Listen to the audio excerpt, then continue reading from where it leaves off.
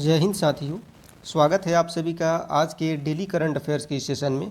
तो आज है 6 अक्टूबर 2025 और हर रोज़ की तरह फिर से हम लोग चर्चा करेंगे आज के 10 सबसे महत्वपूर्ण करंट अफेयर्स पर, जो कि आपके सभी प्रतियोगी परीक्षाओं के लिए बेहद ही इम्पोर्टेंट होगा। तो चलिए बिना देर किए शुरू करते हैं आज के क्लास को। तो जैसा कि आज का पहला प्रश्न जो है आपके सामने कुछ इस प्रकार से है कि किस राज्य के पर्यटन विभाग ने वैश्विक पर्यटन पुरस्कार 2025 जीता है। किस राज्य के पर्यटन विभाग ने वैश्विक पर्यटन पुरस्कार 2025 जीता है? तो इसको याद रखिएगा, आंध्र प्रदेश। किसने? आंध्र प्रदेश के पर्यटन विभाग ने। आंध्र प्रदेश की बात करते हैं तो यहाँ के पर्यटन विभाग जो है इसको वर्ष 2025 का वैश्विक पर्यटन पुरस्कार यानी कि ग्लोबल टूरिज्म अवार्ड जो है प्रदान किया गया है। यह पुरस्कार सतत पर्यटन और इको टूरिज्म के क्षेत्र में किए गए अभिनव प्रयासों के लिए दिया गया।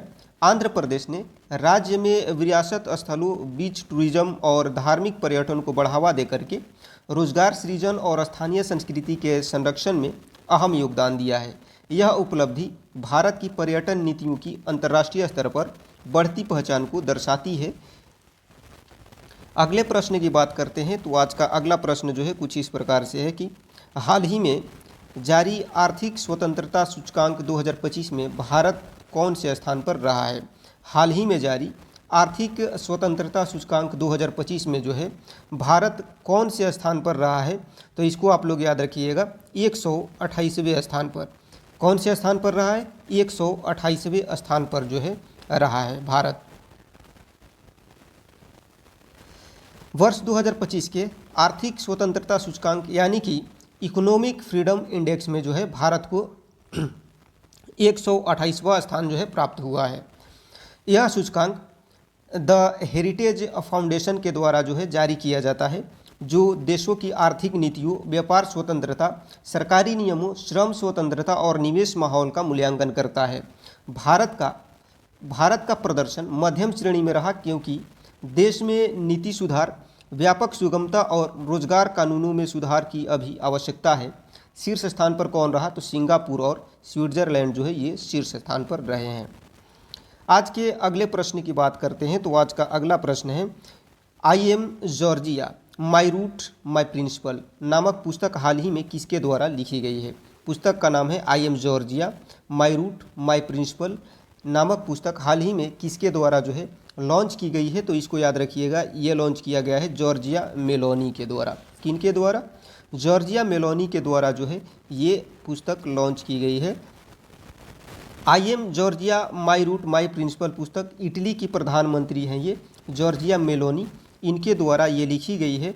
इस पुस्तक में उन्होंने अपने राजनीतिक जीवन, विचारधारा, पारिवारिक मूल्यों और नेतृत्व के सिद्धांतों का वर्णन किया है।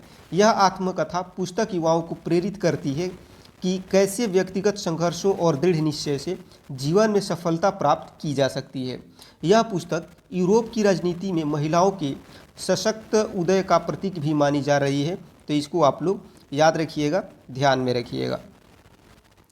आज के नेक्स्ट प्रश्न की बात करें तो वर्ल्ड बैंक आर्थिक प्रतिस्पर्धा 2025 में भारत ने कुल कितने पुरस्कार जीते हैं? वर्ल्ड बैंक आर्थिक प्रतिस्पर्धा 2025 में जो है भारत ने कुल कितने पुरस्कार जीते हैं? तो इसको याद रखिएगा, कुल 5 पुरस्कार जीते हैं भारत ने। कितने? कुल 5 पुरस्कार भारत ने जीते हैं। विश्व बैंक के द्वारा जो है आयोजित हुआ ये आर्थिक प्रतिस्पर्धा 2025 यानी कि इकोनॉमिक कॉम्पिटिटिवनेस अवार्ड, इसमें जो है भारत ने कुल 5 पुरस्कार जीते हैं। ये पुरस्कार भारत की डिजिटल अर्थव्यवस्था, वित्तीय समावेशन, स्टार्टअप इकोसिस्टम और हरित विकास यानी कि ग्रीन ग्रोथ में उत्कृष्ट प्रदर्शन के लिए दिए गए। भारत की जीडीपी वृद्धि, डिजिटल भुगतान प्रणाली और महिला उद्यमिता को विशेष रूप से सराहा गया। यह दर्शाता है कि भारत वैश्विक आर्थिक मंच पर तेजी से उभरती हुई शक्ति बनते जा रहा है। आज के अगले प्रश्न की बात करें तो आज का अगला प्रश्न है कि बांधवगढ़ टाइगर रिजर्व में हाथियों की निगरानी के लिए किस ऐप को लॉन्च किया गया है? बांधवगढ़ टाइगर रिजर्व में जो है हाथियों की निगरानी के लिए किस ऐप को लॉन्च किया गया है? तो इसको याद रखिएगा, गज सखा। कौन सा ऐप लॉन्च किया गया है?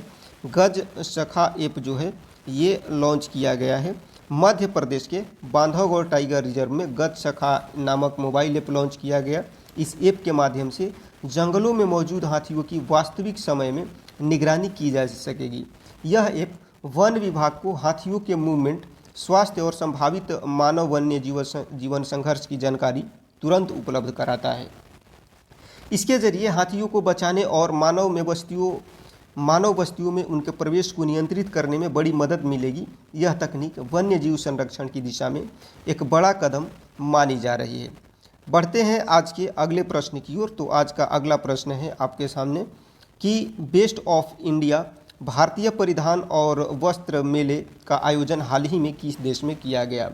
बेस्ट ऑफ इंडिया भारतीय परिधान और वस्त्र मेले का आयोजन जो है हाल ही में किस देश में किया गया, तो इसको आपको याद रखना है। इसको याद रखिएगा, रूस में। कहाँ पर? रूस में इसका जो है आयोजन किया गया। इसके बारे में जानते हैं। तो देखिए, हाल ही में जो है बेस्ट ऑफ इंडिया भारतीय परिधान और वस्त्र मेला जो है रूस की राजधानी मॉस्को में आयोजित किया गया। इसका उद्देश्य भारतीय वस्त्र, हस्तकला और परिधानों को वैश्विक स्तर पर बढ़ावा देना है। इस मेले में 200 से अधिक भारतीय कंपनियों ने भाग लिया और पारंपरिक परिधान जैसे कि बनारसी साड़ी, खादी, रेशमी वस्त्र और हैंडलूम उत्पाद प्रदर्शित किए। यह आयोजन भारत रूस के आर्थिक एवं सांस्कृतिक संबंधों को मजबूत करने की दिशा में एक महत्वपूर्ण कदम है। तो इन सभी बातों को आपको ध्यान में रखना है। बढ़ते हैं आज के अगले प्रश्न की तरफ। तो आज का अगला प्रश्न है कि इंडियन बैंक ऑफ कॉमर्स के नए अध्यक्ष के रूप में हाल ही में किन्हें नियुक्त किया गया है। इंडियन बैंक ऑफ कॉमर्स के नए अध्यक्ष के रूप में जो है हाल ही में किन्हें नियुक्त किया गया है, तो इसको आपको याद रखना है, बृजभूषण अग्रवाल को। किन्हें? बृजभूषण अग्रवाल को जो है नियुक्त किया गया है। भारतीय रिजर्व बैंक जो है यानी कि आरबीआई, इसकी अनुशंसा पर बृजभूषण अग्रवाल जो है इनको इंडियन बैंक ऑफ कॉमर्स का नया अध्यक्ष नियुक्त किया गया है। वे इससे पहले बैंक ऑफ इंडिया में वरिष्ठ कार्यकारी पद पर कार्यरत थे। अग्रवाल जो है बैंकिंग क्षेत्र में 30 वर्षों का अनुभव रखते हैं। उनके नेतृत्व में डिजिटल बैंकिंग सेवाओं, ग्रामीण वित्तीय समावेशन और एमएसएमई सेक्टर में विस्तार पर ध्यान केंद्रित करेगा। उनकी नियुक्ति 3 वर्ष के कार्यकाल के लिए की गई है। तो उम्मीद करता हूं कि आज के सभी प्रश्न जो है आपको समझ में आ गए होंगे। आज 10 प्रश्नों का समावेशन नहीं कर पाए समय शॉर्टेज के चलते, लेकिन जितने भी प्रश्न मैंने आपको बताए इन सभी को आपको याद रखना है। ये आपके एग्ज़ाम के दृष्टिकोण से बहुत ही इम्पोर्टेंट है। तो क्लास आपको कैसा लगा कमेंट सेक्शन में मेंशन करना नहीं भूलिएगा। अच्छा लगा हो तो लाइक करिएगा, हेल्पफुल लगा हो तो दोस्तों को शेयर करिएगा ताकि वो भी इसका लाभ उठा सके। और यदि आप हमारे चैनल पर नए हैं, आपको लगता है कि हम आपकी प्रतियोगी परीक्षा की तैयारी को और बेहतर बना सकते हैं, तो चैनल को सब्सक्राइब करना ना भूलें। मिलते हैं आपसे नेक्स्ट क्लास में, तब तक के लिए सबको जय हिंद।